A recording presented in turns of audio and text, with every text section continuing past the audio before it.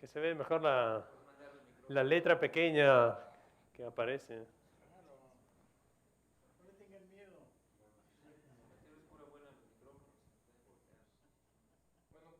Es un gusto tener aquí con nosotros a Ricardo Scarpa. Él hizo su doctorado en Padova, por ahí del 92, 93, me parece.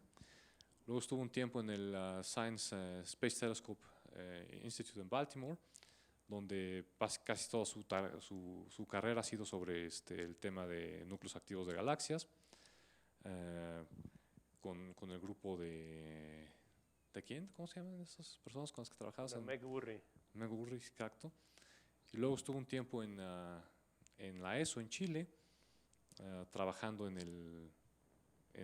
¿cómo se llama el telescopio? Paranal. En el Paranal, exacto, justo cuando estaba empezando Paranal. Y ya de unos, 7, 8 años para acá, ¿no? Ha estado en Gran Tecán como astrónomo en Canarias, ¿no? En el telescopiote de por allá. Y pues ha hecho unos trabajos muy interesantes, sobre todo en dinámica de cúmulos globulares, pues que es un poco de los que nos va a platicar, y más en general de la necesidad de cambiar la gravedad. Bueno. Vale. Y todo habla castellano, ¿no es cierto? Entonces la charla la voy a dar en castellano. Sí, sí, vale. ¿El? Itañol, que es lo que voy a utilizar, efectivamente. Sí, soy italiano, hice un recorrido bastante variado por el mundo, y al final terminé como astrónomo en Gran Tecán. Gran Tecán es también de ustedes. La UNAM pone el 5% del budget del Gran Tecán, el Gran Telescopio de Canarias, telescopio de 10,4 metros de diámetro, actualmente el más grande del mundo. Vale, y es de ustedes también. O sea que una... Vale, entonces empezaré solo con esta transparencia dedicada, digamos, a la situación actual en la que hemos llegado con respecto a nuestra idea de lo que es el universo. Ahora, vivimos en un momento en que nosotros mismos, que estamos hechos, digamos, de átomos de bariones, lo que en astronomía se llama bariones, representamos una fracción minúscula, ni siquiera el 5% del total. La vasta mayoría del universo está hecha en parte de materia oscura, dark matter, y en parte de energía oscura. De hecho, la energía oscura hoy en día, supuestamente, representa el máximo porcentaje de la composición del universo. A mí todo esto me suena muchísimo a epiciclos y diferentes. O sea, me parece que el universo hoy en día es más absurdo que el universo tolemaico, por decir lo mínimo. Bueno, y dejando por un momento a un lado la energía oscura, de la que no sabemos absolutamente nada, de la dark matter supuestamente sabemos algo más, y la dark matter tiene un papel fundamental en cosmología. Necesitamos la materia oscura para que omega total tiene que ser 1, según los cosmólogos. Yo no sé por qué tiene que ser 1, pero a todos los cosmólogos les gusta, y si no es 1, ellos se quejan, y sin dark matter no puede ser 1, por lo tanto... Sí. Omega es la densidad necesaria para que el universo sea... Sí, plano, efectivamente. Bueno, entonces si omega no es 1, el espacio no es plano. Por ejemplo, la relación entre luminosidad aparente y magnitud absoluta de la supernova no encaja. La fluctuación es la primordial quantum fluctuations, o sea, la formación de estructuras en el universo no procede, no hay gravedad suficiente para crear la galaxia, por lo menos en un tiempo de Hubble. Y esto indica que, bueno, la dark matter es una de las cosas más importantes que hay hoy en día, y por lo tanto queremos saber qué es. Bueno, y un grupito muy reducido de personas, entre ellas Xavier, bueno, se cree que al fin y al cabo la respuesta puede ser una respuesta totalmente negativa a lo que es la dark matter, o sea, que no existe, así de sencillo. ¿Vale? Y la respuesta, entonces, posiblemente la vamos a encontrar hablando de monde. Entonces, ¿qué es monde? Monde está por Modified Newtonian Dynamics. Es una idea que apareció en el 83, o sea que ya tiene unos cuantos añitos. Y bueno, y se basa principalmente en estas tres observaciones. Cuando utilizamos la materia oscura para explicar, por ejemplo, la curva de rotaciones de la galaxia, la dispersión de velocidad del cúmulo de galaxias, toda la cosa rara que aparece en la astrofísica extragaláctica, bueno, necesitamos muchísimo fine-tuning, o sea, muchísimos ajustes, todo arbitrario, todas las explicaciones son ad hoc y siempre a posteriori. Nunca se puede dar una predicción. Si yo estudio 50 galaxias y saco por todas estas 50 galaxias saco la distribución de materia oscura, bueno, me muevo a la galaxia 51 y no puedo decir nada, no puedo saber cuánta materia oscura voy a encontrar en la galaxia 51 después que he estudiado 50. Y eso no sirve, en física eso no sirve, es totalmente inútil. Vale, y en su día, ahí en los años 80, se dieron cuenta que la cosa más rara que hace esta materia oscura es que se hace ver, o sea que el campo gravitacional se hace evidente solo cuando la aceleración de gravedad en nuestro objeto que estamos estudiando se va por debajo de un valor definido que se bautizó a 0, y este valor es de 10 a la menos 8 centímetros segundo por segundo, o 10 a la menos 10 metros por segundo cuadrado, si prefieres. Y esto es orden de magnitud más bajo de la aceleración que se comprueba aquí en el sistema solar. No hay entonces ningún contraste entre el hecho que la dinámica newtoniana funciona en el sistema solar y esta idea. Vale, porque esta es la primera, la crítica más inmediata, ¿no? Uno dice, ¿cómo me va a modificar la ley de Newton si se sabe que funciona? Bueno, la vamos a modificar en un régimen de aceleraciones que está muy por debajo de la que se suele llamar aceleraciones pequeñas. Típicamente tenemos la aceleración pequeña, la newtoniana, por ejemplo, con la que el Sol atrae a la Tierra. Después había aceleraciones grandes en régimen relativístico. Pero podemos ir al otro extremo.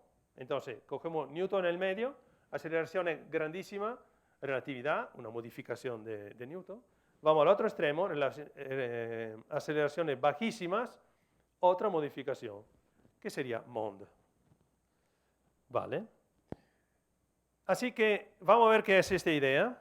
Entonces la idea se presentó en dos artículos separados en el APJ, en el 93. Entonces se introduce una nueva constante de la física. Es este A0, ¿vale? Con este valor, este fijo. Bueno, el valor en realidad no es conocido con gran precisión. En literatura se suele utilizar 1,2 por 10 a la menos 8, pero da absolutamente igual.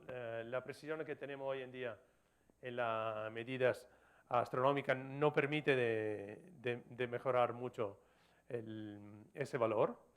Y bueno, entonces tenemos dos regímenes de aceleraciones, cuando la aceleración es mucho mayor que esta nueva constante de la física. La aceleración es newtoniana. Cuando la aceleración es mucho menor, entonces se cambia, la aceleración se convierte en esta relación que al fin y al cabo es la raíz cuadrada de la aceleración newtoniana, si lo ves, multiplicada por A0. ¿Vale? O sea, la raíz cuadrada de la aceleración newtoniana por la raíz cuadrada de A0. ¿Vale? Esta es nuestra nueva relación. Entonces, A0 tienes las dimensiones de una aceleración. Por lo tanto, aquí tenemos una aceleración por una aceleración, sería una aceleración al cuadrado, y la raíz cuadrada nos da de nuevo las dimensiones, y todo está bien. Evidentemente, existe, para pasar de un régimen al otro, no habrá un escalón, existe una función interpolante, esa tampoco se conoce de forma teórica, se conoce solo de forma empírica, ¿vale? O sea, para ajustarse a las observaciones, se suele utilizar una relación de este tipo que nos da esta relación. La aceleración newtoniana es la aceleración de Mond, digamos la correcta, partido por esta función interpolante. Y entonces vamos a ver cómo se ajusta esta nueva idea con los datos observados. Entonces, en primer lugar, observamos, esta es una curva de rotación de una galaxia, es la misma galaxia. Okay, entonces aquí tenemos el tamaño de la galaxia, o sea, radios. Nos alejamos desde el centro, aquí el núcleo, y aquí vamos en la periferia. Y vale, eso ocurre virtualmente, bueno, en casi toda la galaxia. Tenemos una rápida subida de la velocidad, después la velocidad se pone constante. O sea, no hay nada que sugiera una caída kepleriana de la velocidad. Y esto, evidentemente, mosquea mucho a lo astrónomo. Y es casi un siglo que nosotros luchamos para explicar por qué, se dice la Mother Nature, ¿no? La madre naturaleza. ¿Por qué la madre naturaleza decidió hacer esto en vez que hacer que la galaxia, bueno, siguiera una caída que sería esta, por ejemplo, una caída kepleriana? Bueno, no se observa nunca esa caída kepleriana, nunca. Bueno, entonces la explicación típica de esto es, vale, habrá aquí una cantidad de materia que no emite luz, que no la podemos ver entonces, pero está ahí, contribuye al campo gravitacional, por lo tanto las estrellas se mueven más rápido. Ok, aquí se mueve más rápido de lo que debería. Vale, entonces uno toma en cuenta el gas que hay en la galaxia, por ejemplo con un radiotelescopio, hace sus mediciones de la cantidad de hidrógeno, etc. Ve las estrellas, entonces con otro telescopio mide cuántas estrellas hay, hace una hipótesis sobre la población estelar y transforma la luminosidad, la transforma en una masa, ¿vale? Entonces, en función del radio sabemos cuánta masa tenemos y, ¿vale? Se saca la velocidad correspondiente, la velocidad orbital correspondiente, que nunca es suficiente para explicar esto.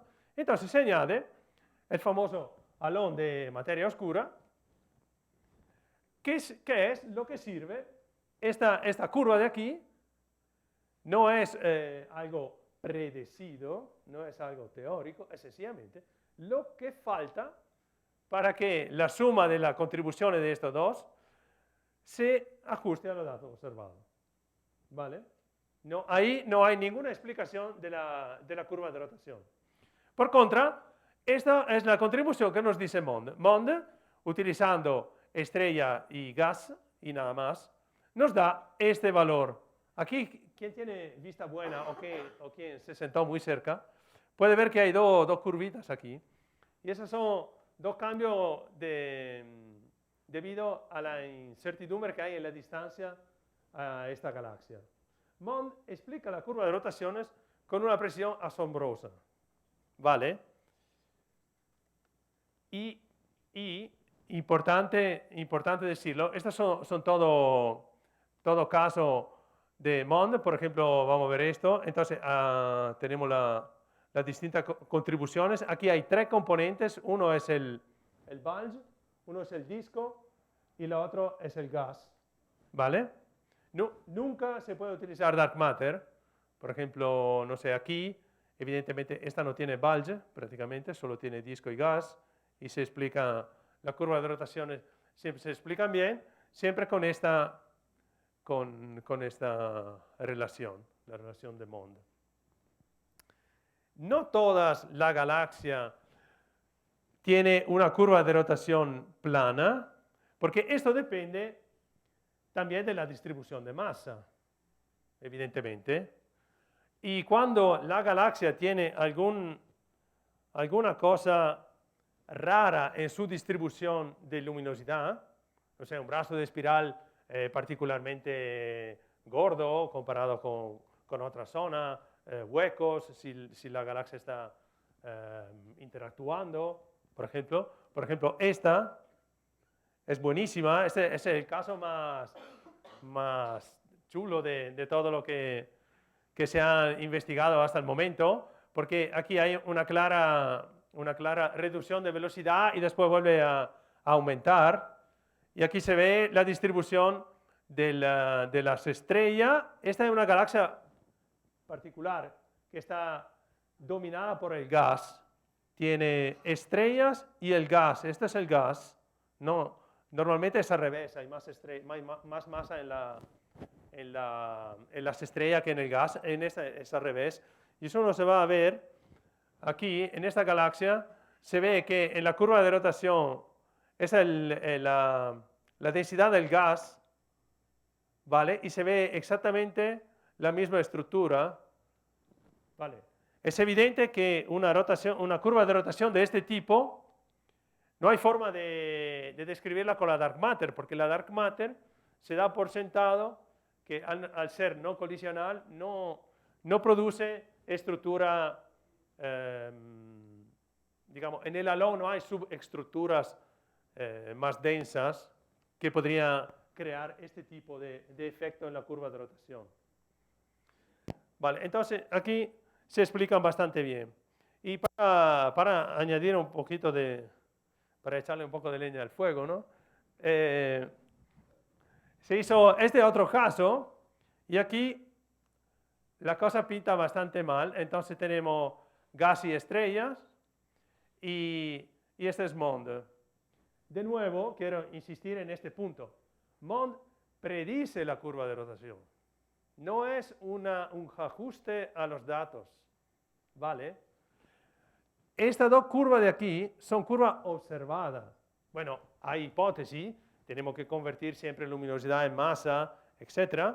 Pero son curvas observadas. Y lo que sale es lo que sale. Mond nos da una fórmula y esa es. Mientras que la dark matter, aquí tenemos entonces nuestras dos estrellas y gases, nuestras dos curvas, y añadimos lo que hace falta.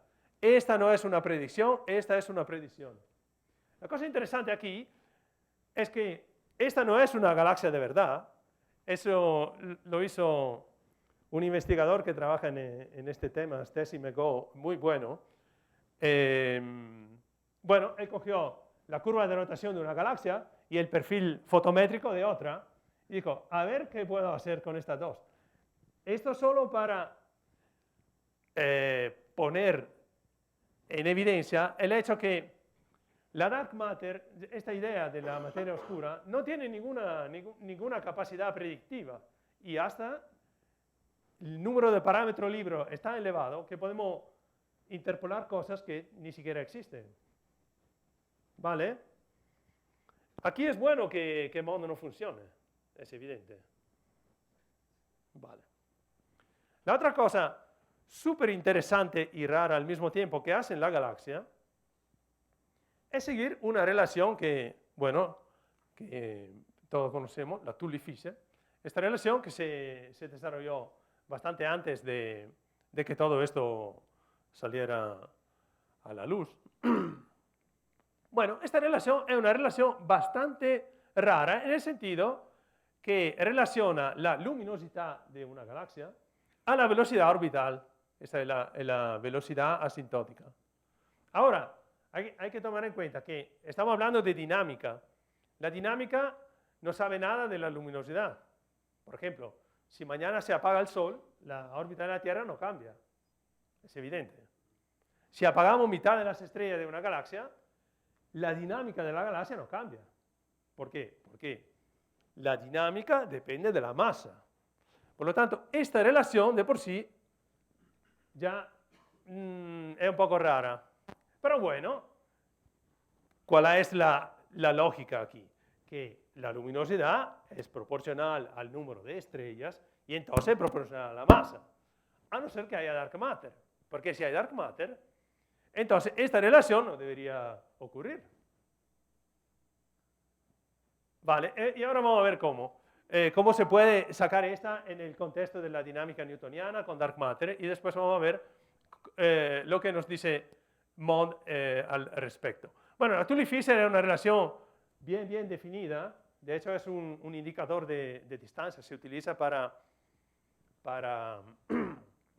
medir la distancia de la galaxia. Aquí tenemos el módulo de distancia y aquí tenemos la velocidad. La velocidad, evidentemente, se mide sacando el espectro y independiente de la distancia de cualquier cosa. Por lo tanto, es cómodo para entrar aquí con la velocidad y sacar el módulo de distancia de mi objeto. Muy importante. Vale, entonces, para intentar explicar la relación de Tully-Fisher, tenemos que introducir un parámetro que es el brillo superficial de la galaxia. Entonces, por definición, podemos decir que la luminosidad de una galaxia es su brillo superficial, o sea, la luminosidad per unidad de superficie, por su superficie. Y por simplicidad, supongamos que las galaxias son redondas, ¿vale? Tienen un radio, que es el radio medio, y su brillo medio, ¿vale? De average surface brightness, y aquí tenemos el radius. Una cosa interesante es que nos ofrece la galaxia es que existen dos grandes familias de galaxias. Existen muchas familias, pero en este contexto existen dos grandes familias. La galaxia, de que se habla siempre, típicamente, que son las galaxias a alto brillo superficial, como la galaxia de Andrómeda, para entendernos. Y después hay la galaxia a bajo brillo superficial. Es interesante ver cómo en esta galaxia, en el centro de esta galaxia, tenemos una densidad más o menos parecida a la periferia de esta otra. O sea, nada parecido a lo que ocurre aquí. La diferencia es notable. Estamos hablando de un factor 100 en brillo. Unos 5 o 6 magnitudes de diferencia. Vale, y bueno, esto nos dice una cosa, fundamentalmente. Aquí las estrellas están relativamente cerca una de la otra, y aquí las estrellas están mucho más esparcidas. Eso es el significado físico, ¿no? De tener brillo alto o bajo. Bien. Entonces, vamos a ver en dinámica newtoniana cómo explicamos la Tully-Fisher. Entonces, tenemos nuestra relación de Newton, la velocidad al cuadrado, gm sobre r, y la luminosidad, como he dicho, el brillo superficial, por r cuadrado. Entonces, dejando la constante, la periódica de cosa, podemos tomar el cuadrado aquí, v a la cuarta será una m a la cuarta, m cuadrado, disculpa, y r nos sale un r cuadro, entonces cogimos r cuadro de aquí y lo ponemos como L partido por S, vale, L partido por S, y nos sale esta relación. La velocidad a la cuarta, que es lo que entra en la Tully-Fisher, es proporcional a la luminosidad, siempre que esta cantidad bastante rara sea constante. ¿Vale? Entonces, m sobre L es el cociente masa-luminosidad, y eso típicamente depende, eso depende de la población estelar. Y la población estelar, que, bueno, a lo teórico le gusta muchísimo complicar la cosa, pero en realidad la población estelar cambia muy poco de una galaxia a otra. ¿Vale? Y por lo tanto, este valor es casi constante moviéndose de una galaxia a otra. Mientras que el brillo superficial, como acabamos de decir, puede variar bastante si cambiamos de familia, si pasamos de la galaxia a alto brillo a la galaxia a bajo brillo superficial.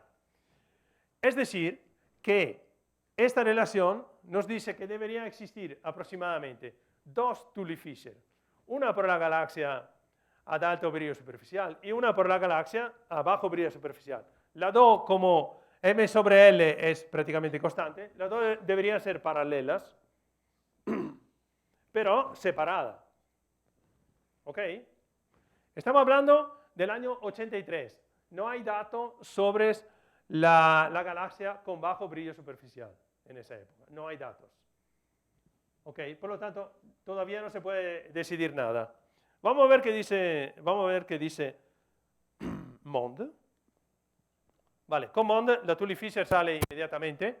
No hay que hacer ninguna hipótesis rara. Entonces, la relación es la fuerza centrífuga, ¿no? V cuadrado partido por R es la fuerza. R desaparece, tomamos el cuadrado, entonces vía la cuarta sale G.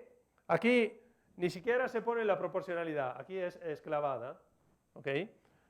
V a la cuarta es igual a G por A0 por M sobre L partido por L. Claro, he multiplicado y dividido por L para introducir L, porque L es lo que hay en la relación. Pero Mond no tiene este término.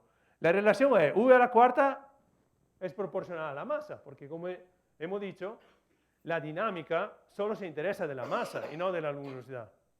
¿Vale? En esta relación no aparece nada. La relación es única, universal, y solo depende de la masa. La galaxia de la misma masa tiene que tener la misma velocidad, y punto.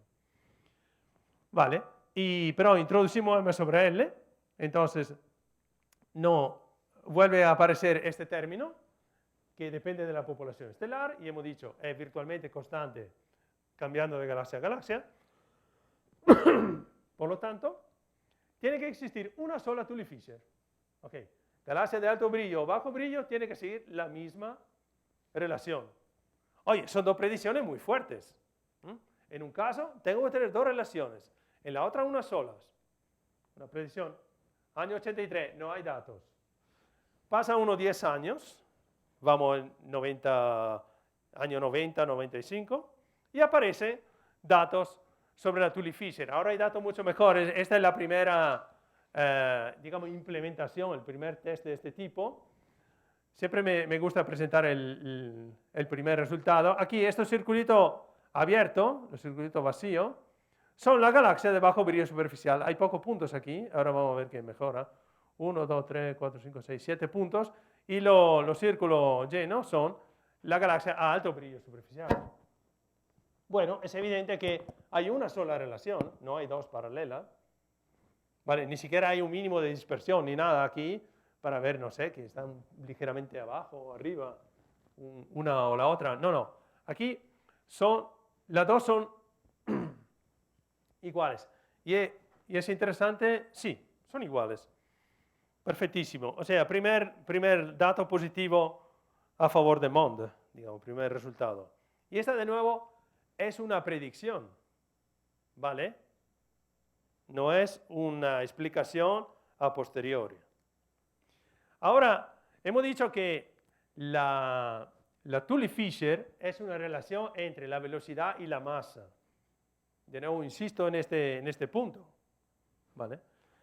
Ahora, esta es la típica representación de la Tully-Fisher, donde se utiliza la luminosidad, aquí, bueno, masas solares, masa de luminosidad, y se nota que, por cierto, la pendiente es 4, ¿no? V a la cuarta es proporcional a la luminosidad, por lo tanto la pendiente de esa línea es 4. Esa línea no es una interpolación a los datos, esa línea es la línea con pendiente 4. ¿Ok? Vale, y aquí se nota que la galaxia más pequeña, la con luminosidad más baja, desvía de esta relación. Y si uno se va a leer en literatura artículos sobre la Tully-Fisher, hay toda una serie de artículos donde intenta ajustar las curvas más disparatadas a este conjunto de datos y se inventan las historias más raras del por qué tiene que desviar, el exponente será 4, no es 3,9, no es 3,21. Bueno, es muy, muy entretenido ir a leer sobre eso. Bueno, el resultado es que aquí estamos representando luminosidad, pero sabemos de antemano que la luminosidad no pinta nada en dinámica. Lo que importa es la masa. Por lo tanto, aquí tenemos que introducir la masa que falta, y es el gas. No más introducir el gas, la relación se convierte en esto. Toda la galaxia que desvía, sube y se pone encima de la línea que corresponde con pendiente 4. ¿Vale? A esta le ha asignado este Stacey McGaugh, el mismo que hizo la galaxia de mentira. Este autor es muy bueno. Le ha asignado este nombre, la Baryonic Tulip-Fisher, por decir, vamos a analizar la masa, pero dinámica. Esto es un MD, masa dinámica, y aquí masa de luminosidad. Vale, otro muy buen resultado por Mond en este caso. Bien, ahora, estoy obligado a hablar también de esto porque es el único caso en que Mond aparentemente no funciona, y son los cúmulos de galaxia denso, porque en cúmulo de galaxia suele funcionar bastante Mond, pero en cúmulo particularmente denso, rico de gas de emisión X, bueno, hay una discrepancia. Prácticamente esa es la interpretación de los datos. Aquí tenemos la masa y la masa dinámica, o sea, la masa en estrella y gas, y esta es la masa dinámica, y hay una discrepancia notable. Aquí estamos afuera de media, de un factor 5 o más, y aquí con Mond, evidentemente Mond reduce la discrepancia, pero en este grupo de objetos no la reduce totalmente y queda un factor 2 de discrepancia que molesta bastante. Por el momento no hay explicación por esta discrepancia. Hay evidentemente un montón de detractores, digamos, de Mond, que se agarran a esto para decir, ya está. Bueno, lo único que nos está diciendo Mond aquí es que posiblemente habrá más masa ahí que todavía no hemos detectado. En este caso sería, pero tiene que ser no materia oscura, tiene que ser materia bariónica, absolutamente normal. Puede ser, qué sé yo, neutrinos, por ejemplo, que si el neutrino tiene un poco de masa, entonces podría explicar esta discrepancia. Pero yo opino que la dirección para resolver este dilema es otra. Y bueno, si nos fijamos, todo el estudio de la galaxia, la curva de rotación, etc., maneja objetos que están muy cercanos, y por lo tanto la cosmología que utilizamos para convertir luminosidad en flujo, etc., no importa. Estos son los únicos objetos que están a distancia cosmológica, y por lo tanto es importante qué cosmología estamos utilizando. Es evidente que si Mond es correcto, la cosmología hay que cambiarla, por lo que hemos dicho al comienzo, porque desaparece la dark matter, ya lambda CDM no funciona.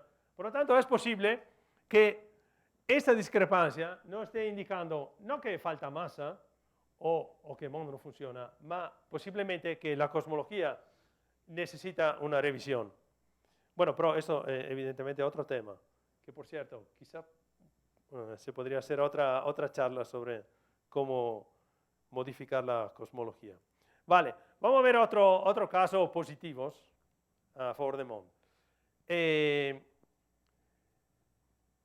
Las últimas galaxias que se han descubierto son la Ultra Compact Dwarf Galaxies. Estas son galaxias interesantes. ¿Cómo la han descubierto? Estaban haciendo una survey espectroscópica del amaso de galaxias de Coma y de Virgo, con un espectrógrafo multiobjeto que tenía miles de fibras. Por lo tanto, han dicho, no ahorramos y vamos a sacar un espectro de absolutamente todo lo que hay en el cielo. ¿Vale? Que está bien. Entonces, había algún objeto que evidentemente se conocía, que eran pequeños, y que entonces habían sido clasificados como estrellas y no como galaxia. ¿Vale? Entonces, al ser estrella no tenía ninguna relevancia estudiarla. Pero esta gente, como tenía este super espectrógrafo con miles de fibras, ha dicho, no, nosotros ponemos la fibra sobre todos. Y sacan el espectro y le sale una dispersión de una velocidad radial que es totalmente incompatible con que fuesen estrellas, este objeto, y le ponía exactamente a redshift, a la distancia del hodocúmulo, de coma y de Virgo. Entonces, súper interesante, artículo en Nature, Drinkwater, hemos descubierto una nueva clase de galaxia. Estas galaxias son pequeñas, evidentemente porque aparecía como estrella, por lo tanto tiene un tamaño en cielo típicamente por debajo de un segundo de arco, que es el límite típico de las observaciones ground-based, y ese espectrógrafo, que sí permitía utilizar muchísimas fibras a la vez, tenía baja dispersión. Por lo tanto, ellos no sabían cuál era la dispersión de velocidad de este objeto para asignarle una masa. Entonces, habían descubierto que estaba en el cúmulo, por lo tanto, la luminosidad, inmediatamente, la luminosidad aparente decía que eran galaxias, y tenía una luminosidad entre la galaxia enana y cúmulos globulares gigantes. Una familia nueva, medio intermedia, pero compacta. Y en el artículo dice, volveremos a por ellos y con más dispersión mediremos la dispersión de velocidad para para medir la masa. Y de esta forma, medir el contenido de materia oscura. La materia oscura, repito, no tiene capacidad predictiva. Por lo tanto, esta gente decía, si son galaxia enana, como la galaxia enana suele tener mucha materia oscura, pues bueno, si resulta que son galaxia enana, tendrá mucha materia oscura. Si resulta que son cúmulos globulares gigantes, como los cúmulos globulares no tienen materia oscura, entonces no tendrá materia oscura, ni siquiera estos. Esta era la idea, y está en el artículo de Nature. Chulísimo. Lo pones así. Bueno, una persona que piensa en términos de mundo ya sabe la respuesta. ¿Por qué? Porque aquí hay una palabra clave que es esta, compact. ¿Qué significa compact? Significa que las estrellas están muy cerca una de la otra. Y entonces la fuerza de gravedad es intensa. O sea, ese objeto se encuentra en régimen newtoniano. ¿Vale? O sea, están por encima de ese A0, de esa aceleración crítica. Si están por encima del régimen newtoniano, no se va a encontrar dark matter. ¿Por qué? Porque nuestra dinámica newtoniana explicará a la perfección la propiedad de ese objeto. ¿Por qué está en régimen newtoniano? Vale, entonces, aquí, sin saber nada, sin tomar espectro ni nada, ya sabemos la respuesta. No puede tener dark matter. Esa familia de objetos no puede tener dark matter. Bueno, entonces, ahí era la idea, lo que acabo de decir, a ver si encontramos materia oscura o no. Bueno, el resultado es que no hay dark matter en estos objetos. Y aquí, evidentemente, después la cosa se ha un poco disparatado y la explicación actual aceptada es la más ridícula de todas, en mi opinión, es que este objeto tenía dark matter, pero la han perdida. Esa es la explicación actual, esa es que tenía un montón, pero ya no hay. Los objetos son estos. La Ultra Compact Dwarf Galaxy están aquí. En esta gráfica, estas son gráficas muy interesantes. Aquí hay la luminosidad y aquí hay la dispersión de velocidad. Y aquí entran cúmulos globulares. ¿Ves? Los cúmulos globulares no siguen la relación con pendiente 4. ¿Vale? ¿Por qué? Porque están en régimen newtoniano los cúmulos globulares. ¿Y por qué no tiene dark matter los cúmulos globulares? Porque se encuentran en régimen newtoniano. No porque a la dark matter no le gustan los cúmulos globulares. No. Solo porque no necesitamos introducir dark matter en un cúmulo globulares. ¿Vale? No la necesitamos y por lo tanto no la ponemos.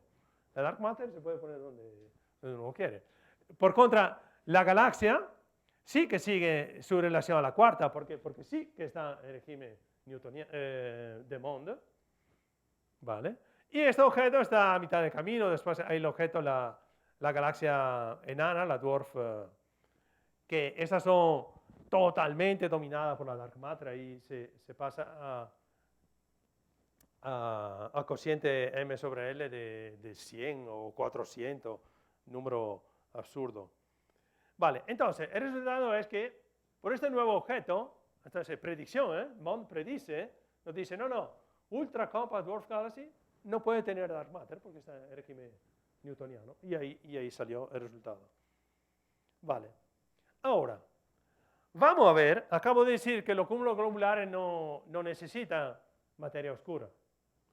Vamos a ver qué podemos decir sobre los cúmulos globulares si, bueno, astutamente, en vez de estudiar el centro del cúmulo, nos vamos suficientemente lejos del cúmulo, de manera que podemos entrar en régimen de Mond. Claro, hay estrellas que se encuentran bastante lejos del centro de un cúmulo. El cúmulo es denso, pero el perfil nunca se va, digamos, a cero. Bueno, entonces, un cúmulo globular es una estructura que es muy parecida a una galaxia elíptica. Entonces, ¿cómo se porta la galaxia elíptica? Pues bueno, la galaxia elíptica se porta exactamente como las espirales, solo que en vez de utilizar la velocidad de rotación, utilizamos la dispersión de velocidad, y se ve que el perfil se pone, hay un máximo de dispersión de velocidad en el centro, y después la dispersión se pone constante. Aquí se ve, este es un caso, digamos,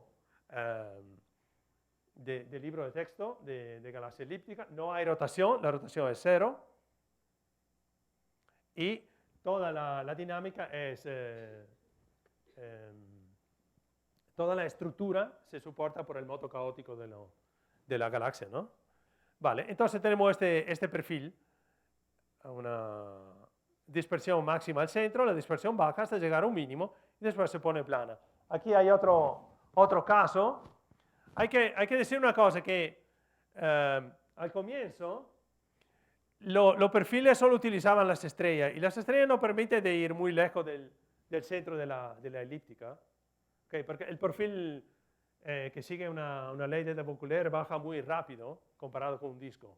Por lo tanto, al comienzo solo había esta parte del perfil y no había dark matter prácticamente. De hecho, en todos los artículos hasta los años, yo diría, incluyendo todos los años 80, prácticamente la galaxia elíptica no tenía dark matter. Si uno va a ver, bueno, se da cuenta que no se hablaba de dark matter en elípticas. Y hasta me acuerdo que un astrónomo dijo, pues bueno, posiblemente esa es la razón porque una es una espiral y la otra es una elíptica, porque una tiene dark matter y la otra no. Pues bueno, es una opción. Pero pasa el tiempo, la técnica se desarrolla y en particular la gente ha empezado a utilizar las nebulosas planetarias para ir más lejos, porque hay nebulosas planetarias en las afueras de la elíptica, también adentro, pero también en las afueras. Y la nebulosa planetaria, evidentemente, se puede estudiar una a una y ver, después hacer el cálculo de la dispersión de velocidad. Y se puede utilizar los cúmulos globulares. Okay. La galaxia elíptica típicamente tiene bueno, muchísimos cúmulos globulares alrededor. Y esto permite de construir la curva de dispersión a radio mucho más grande. Y vale, entonces, ahora sí, hoy en día sí, hay dark matter también en la elíptica, o sea que no es la razón para que una elíptica y la otra es espiral. Aquí hay otro caso muy bueno de utilizo de la nebulosa planetaria para extender la curva de dispersión, el perfil de dispersión de esta galaxia. Pero son datos recientes, estos son del 2010, vamos. Pero hasta los años 80 casi nadie ponía dark matter en la elíptica. Entonces, ¿qué podemos esperar en un cúmulo globular? Pues exactamente la misma cosa, si todo esto se debe a Mond.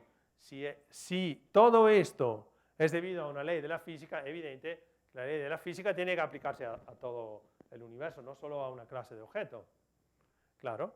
Por lo tanto, si yo estudio un cúmulo globular, tendré que observar exactamente la misma cosa, una parte newtoniana y una parte de Mond. Bueno, otra cosa, esta que es interesantísima, en mi opinión. No he llegado nunca a explicarme cómo puede pasar esto, pero bueno. Mire esta. Estas son dos galaxias, dos elípticas. Y aquí, estas son elípticas que pero tienen un poco de rotación. ¿Vale? Y fíjese cómo la curva de dispersión baja y se pone constante, y la curva de rotación sube y se pone constante. ¿Vale? Pero se pone constante al mismo radio. Y fíjense que estas son dos poblaciones dinámicamente distintas, el disco y el halón. Son dos cosas distintas.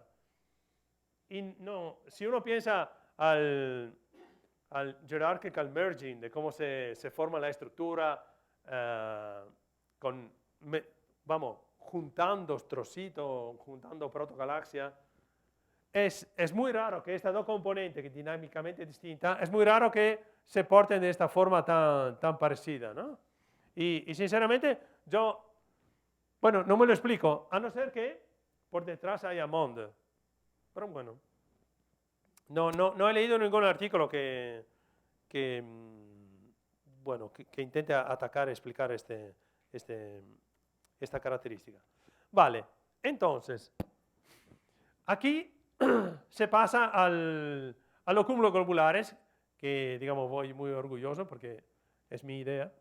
Entonces, cogemos un cúmulo globular, en este caso Omega Centauri, el más pesado que hay en la Vía Láctea, y había un montón de datos disponibles. Nosotros solo añadimos este trocito. Esta es la primera versión de esta figura, el perfil de dispersión de velocidad de Omega Centauri.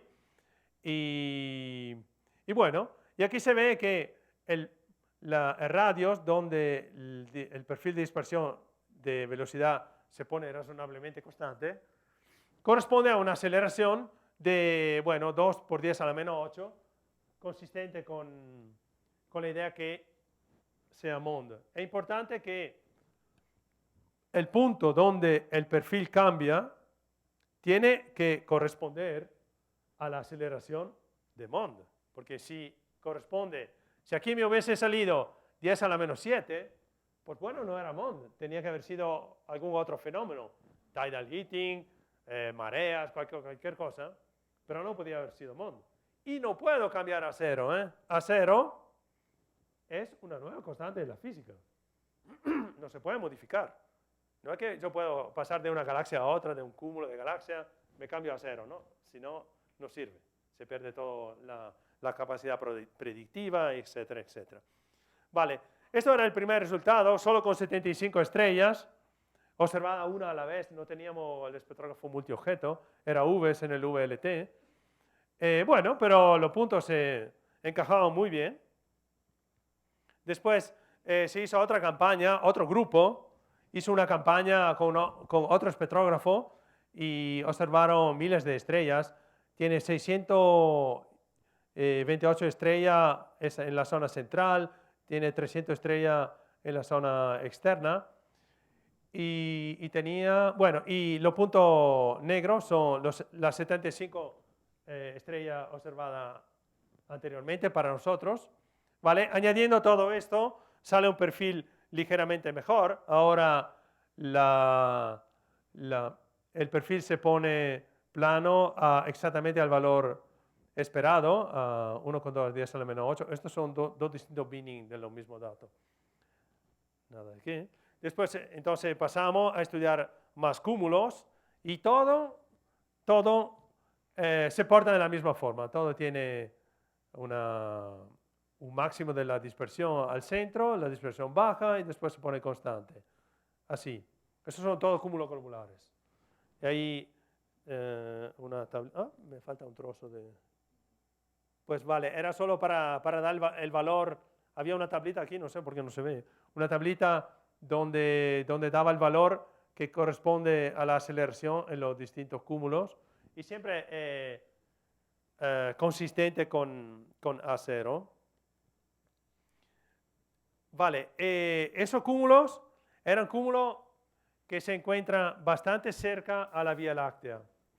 Por lo tanto, el efecto de las mareas es fuerte y todo el mundo seguía argumentando que lo que estábamos viendo era debido al tidal heating.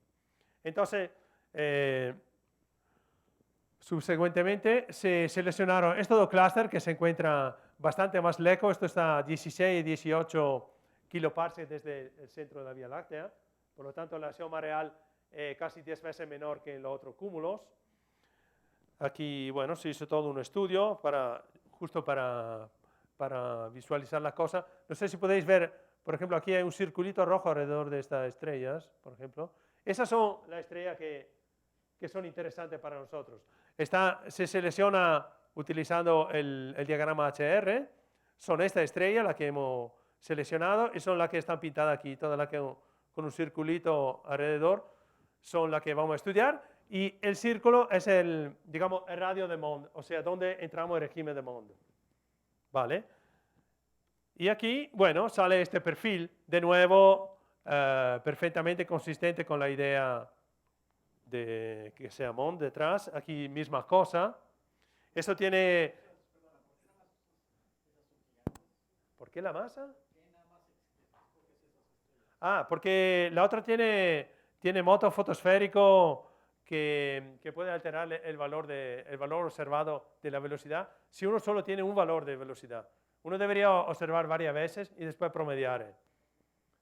Para estar seguro que no tienes ese problema, se utiliza, digamos, la subgigante. No solo, hay muy poca de esta. Si yo selecciono esta estrella, ninguna va a estar fuera de radio de Mond. Ninguna. O sea, la probabilidad de encontrarla es tan baja que no sirve. Lo ideal sería bajar muchísimo aquí. ¿Vale? Pero entonces necesito un telescopio aún más grande o más tiempo de observación. Este otro también, el 1904, este también se porta bien. Aquí había más ruido, como se ve claramente aquí. El diagrama HR es menos definido. Esto está a baja latitud galáctica, mucha contaminación. Pero bueno, el resultado es razonable. Y entonces, juntando todos, podemos visualizar la cosa en este modo. Normalizamos cada perfil de dispersión, lo normalizamos a la velocidad asintótica. Y podemos entonces, y el radio lo normalizamos a radio de Mond. Y podemos, de esta forma, representar todos los cúmulos en la misma gráfica. Y nos esperamos esto, según Newton, y una velocidad, una dispersión constante en el caso de Mond. Bueno, o sea, todavía falta, todavía esto no es conclusivo, pero bueno, los datos se están un poco a la vez, se va acumulando a favor de Mond. Vale, ¿qué hora es? Ah, ya es hora. Ahora, sí, bueno, yo creo que termino con los cúmulos globulares y ni hablo de la estrella doble. Vamos a ver. Otra cosa interesante que hace la galaxia de bajo brillo superficial es que el perfil de dispersión de velocidad es constante. Esto no tiene ninguna explicación en dinámica newtoniana. Y de hecho, esta galaxia, en dinámica newtoniana, para explicarla, se tiene que hipotizar que la cantidad de dark matter es absolutamente enorme. Esto tiene cociente de masa-luminosidad de 100 o más. O sea, por cada estrella hay 100 veces la masa en materia oscura. Entonces, lo que dice la gente es, bueno, ese objeto está totalmente dominado por la dark matter, no conocemos las propiedades de la dark matter, por lo tanto, la dinámica de este objeto no la entendemos y lo ponemos a un lado. O sea, no hay explicación para este perfil. ¿Vale? ¿Qué hará entonces un cúmulo globulares de bajo brillo superficial? Porque parece mentira, pero también hay cúmulos globulares de bajo brillo superficial. ¿Cómo se ve eso? Mire esta imagen. ¿Ves que hay alguna zona blanca? Este es sin negativo, ¿no? El blanco significa que no hay luz por ahí. Bueno, porque podemos ver a través del cúmulo y vemos lo que está detrás. O sea, no llega luz. Esto sencillamente, esto tiene un brillo superficial decididamente más bajo que lo otro, lo anterior que he visualizado. Bueno, el brillo superficial es solo de 20, en el otro caso es mucho más. Y si uno calcula, este es el perfil de luminosidad, si uno integra el perfil y con un rapporto o con un cociente masa-luminosidad razonable, se puede calcular la aceleración interna. Esto resulta que la aceleración interna es siempre menor que a cero. Este cúmulo es totalmente en régimen de Mond. Por lo tanto, me falta esa zona del perfil con el máximo de dispersión al centro, me va a faltar eso, la caída y después que se pone constante. Eso va a faltar, si es que hay Mond, ¿eh? Si es que detrás hay Mond. Vale, entonces, ese objeto se portará como hace la galaxia a bajo brillo superficial o se portará de otra forma. Bueno, ahora este es el resultado rápidamente. Estos son los datos, las mediciones de nuestras mediciones en negrito aquí y los puntos abiertos son de otros grupos. Pero bueno, no hay ninguna indicación de que la dispersión de velocidad vaya reduciéndose con el radio ahí, en esos datos. Esto si uno saca si hace un binning de los datos aquí, le sale más o menos esto, que considerado la barra de errores es totalmente consistente con un valor constante. De hecho, un valor constante yo lo diría alrededor de unos 2,4, que corresponde a una masa como Xavier ha calculado, que es clavada lo que tiene que ser. Vale. Y aquí, ahora, justo para hacerle honor a Xavier, que le agradezco que me ha invitado a dar esta charla. Xavier se ha pensado otra forma de caracterizar los perfiles de dispersión y aquí, bueno, sencillamente normalizándolo al radio en que la dispersión se pone constante y en función de la dispersión misma, el valor asintótico, se puede construir, bueno, se pueden normalizar los perfiles y se nota como los cúmulos globulares en rojo, estos son los datos de uno de los perfiles que he enseñado antes, de 61-71. Fíjense, el tamaño de este objeto tiene una dispersión, una sigma 0, de 4 kilómetros por segundo y un tamaño de 4 parsec, porque estamos hablando de año luz. ¿Vale? La galaxia en verde, que está todos estos puntos de aquí en verde, tiene por contra 280 kilómetros al segundo de dispersión, o sea, 10 veces, casi 50 veces más, y 4,6 kiloparsec de tamaño, 1000 veces más. Pasamos de parsec a kiloparsec. Y clúster de galaxias en azul, aquí, ¿vale? Ahora estamos hablando de 600 kilómetros al segundo de dispersión y casi medio megaparsec. O sea, pasamos de parsec a megaparsec y la estructura sigue siempre el mismo patrón.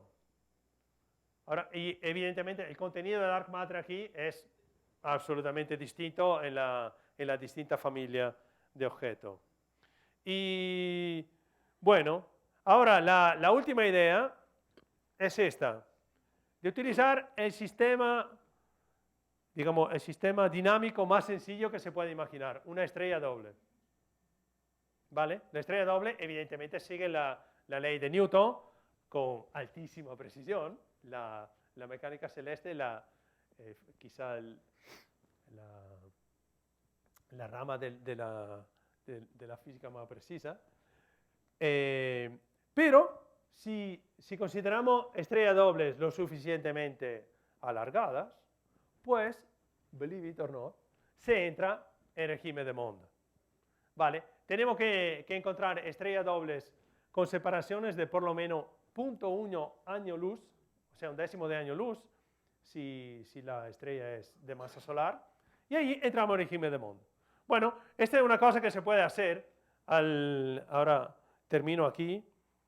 Solo utilizando los datos de Hipparcos, Xavier tuvo la brillante idea de efectivamente seleccionar estrellas dobles alargadas. Aquí se ve la separación en parsec, o sea, aquí es un parsec de separación.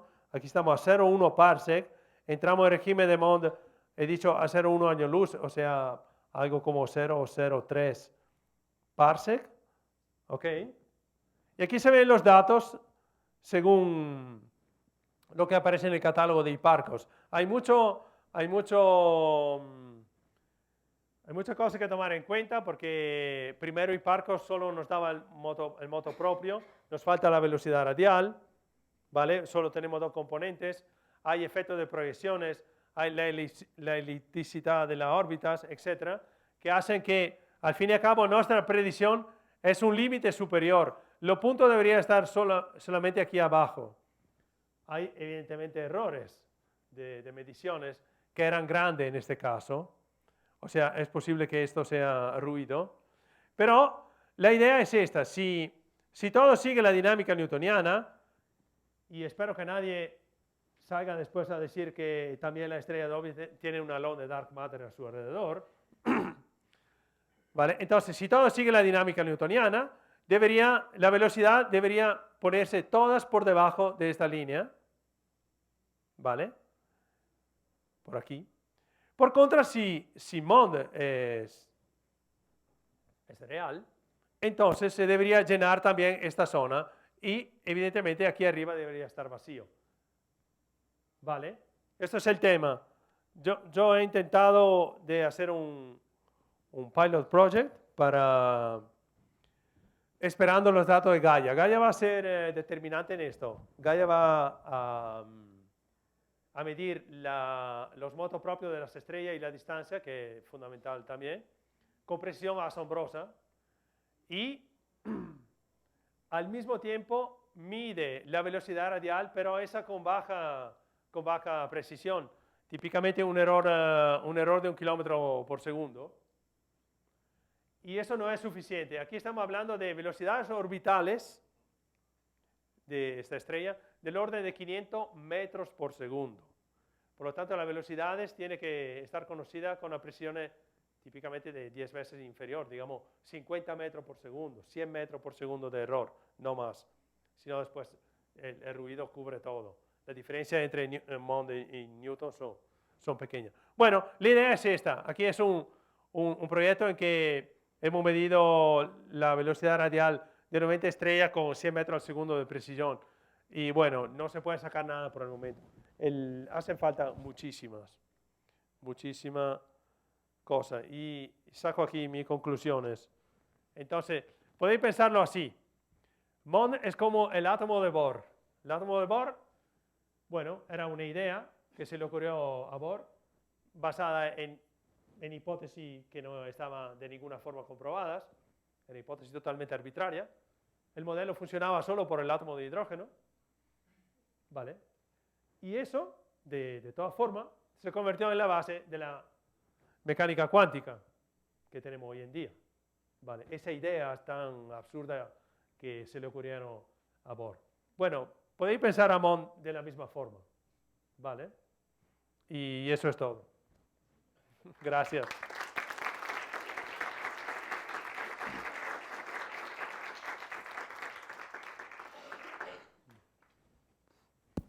Bueno, pues, ¿alguien quiere hacer rápido alguna pregunta?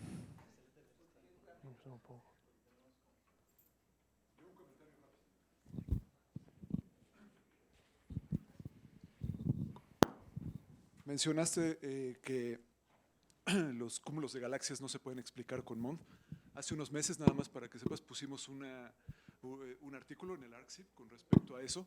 Simplemente si ves que las velocidades son más rápidas, por ponerlo así muy, muy sencillo, son más relativistas que lo que es la velocidad típica de Mercurio orbitando alrededor del Sol. Entonces tienes correcciones relativistas al sistema y puedes explicar bastante bien todas las propiedades que tienes en cúmulos de galaxias con respecto a eso. Entonces, bueno, esa es una manera de explicarlo. Entonces ahí está el artículo y todo. Si quieres al rato te doy la referencia. Sí, bueno, me lo mencionó Xavier ayer esto y claro, bueno, fantástico, si se puede explicar, mejor. Pero personalmente, y esta es solo mi opinión, si Mond es correcto, si Mond es real, digamos, el hecho de tener que introducir este nuevo paradigma en la física actual implica que el antiguo paradigma, que al fin y al cabo es la relatividad y Newton, tiene que ser modificada radicalmente. No creo que la explicación es final. Sí, pero no es con relatividad general, es solamente metiendo ideas relativistas sobre Mond. O sea, es una teoría relativista de Mond. Sí, es que creo que no existirá nunca una teoría relativística de Mond, en el sentido que no hará falta. Tendrá que llegar otro Einstein o otro Newton que diga, la gravedad se porta de esta forma y esa nueva forma tendrá que incluir los tres regímenes que estamos manejando ahora. Cuando se introduce nueva idea en física, el primer intento es siempre de modificar lo existente. Se añaden cositas, parámetros a lo existente y para ver si se ajusta, pero típicamente después es un cambio radical. Eso del átomo de Bohr es típico. Ahí estaban intentando explicar la posición de la línea de emisiones, la emisión del cuerpo negro, y nada, tuvieron que tirar todo a la basura y cambiar todo radicalmente. Pero si se puede explicar, mejor. O sea, un problema menos para Mond. Otra pregunta. La gente que hace simulaciones y formación de galaxias, al parecer argumenta que si no pone materia oscura, el disco se vuelve inestable. ¿Sabes si han hecho simulaciones similares, pero sin Mond, sin materia oscura y con Mond? Para ver que también es estable. Hay alguno tentativo que resolver el potencial en Mond es bastante complicado y hay muy poca gente que trabaja en este tema. Por lo tanto, los resultados son muy escasos. Pero Mond va en la dirección correcta, digamos. Mond te da un campo gravitacional más fuerte de lo que te dice Newton. Y eso es precisamente lo que hace la materia oscura. Te añade fuerza y por lo tanto todo lo que se refiere a la formación de estructuras, desde el Big Bang hasta hoy, también la formación el colapso de una nebulosa, por ejemplo, para convertir una nebulosa en estrellas. Eso va en la misma dirección. Mond ayuda ahí. Solo un comentario en ese respecto. El efecto estabilizador del halo oscuro se da contra un disco galáctico con dinámica newtoniana y sin halo oscuro.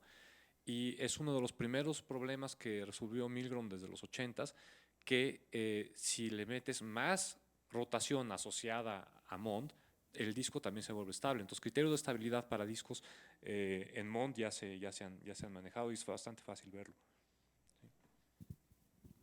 Todos los detalles de un escenario de formación de estructura no existen, pero por lo menos criterios de estabilidad en discos no son un problema.